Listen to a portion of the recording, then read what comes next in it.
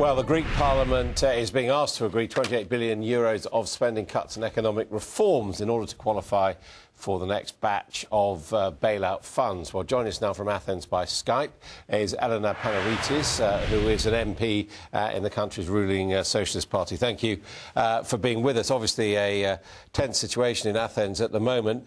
Are you going to vote for these austerity measures? Yes, of course, I have to. Why? Well, the options are pretty much not very many. We either vote for it and then we continue with our already pre-taken discipline program we have started, or we don't, and we're going to run out of cash very soon. But really, what the austerity package is designed to do is to keep Greece solvent within the euro. Perhaps Greece doesn't need the euro anymore. It hasn't done you much good so far, has it? No, I wouldn't take that decision, or nor would that take that point of view.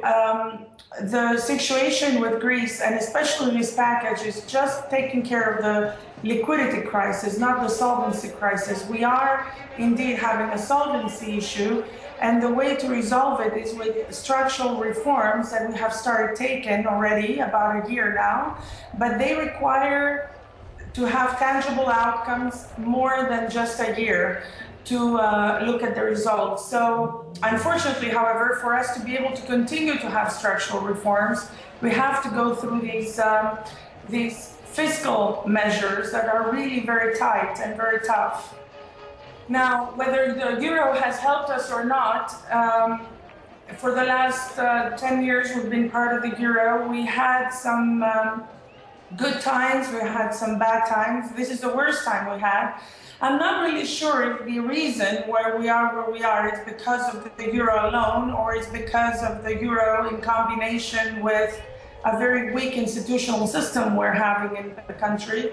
Or it's really because of the fact that the euro zone is being managed by a rather different financial structure. See, that's the point. I mean, we have seen this before. Britain has been through this with the ERM, that when you join an economic system with other people dictating the rules for their benefit and they don't fit your economy, then things tend to come to grief, don't they? Again, we are different in the sense that we have every member of the zone has a representative in the Central Bank of Europe, in the ECB. So it's slightly different from saying that the decisions are taken by one specific country without taking into consideration the other members. However, yes, there are a lot of constraints, many more constraints, than if you're operating on your own. As a matter of fact, you don't have a monetary policy. Exactly, and you know, the truth is that actually probably Greece never really conformed to the letter of the criteria for being a member of the euro, did it?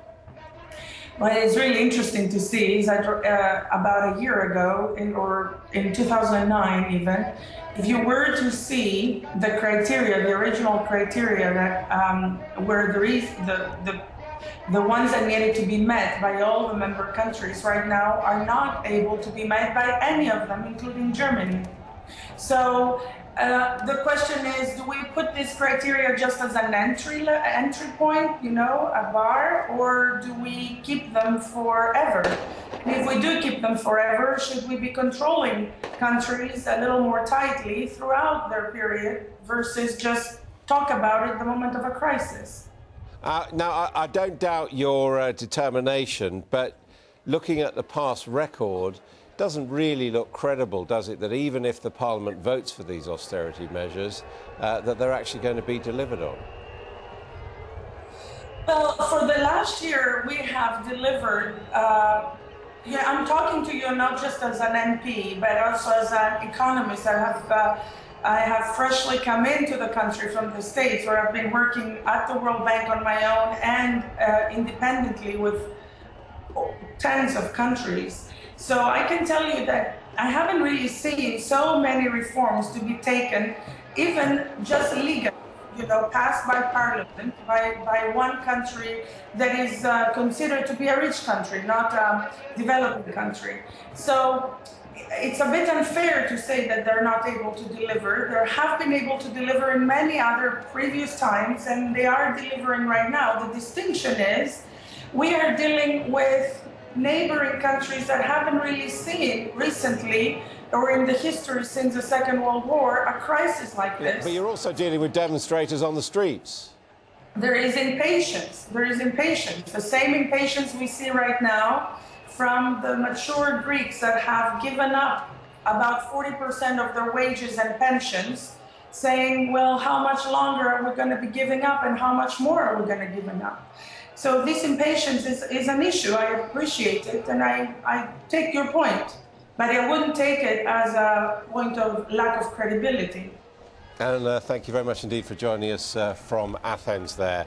And with me now is the British MEP Daniel Hannan.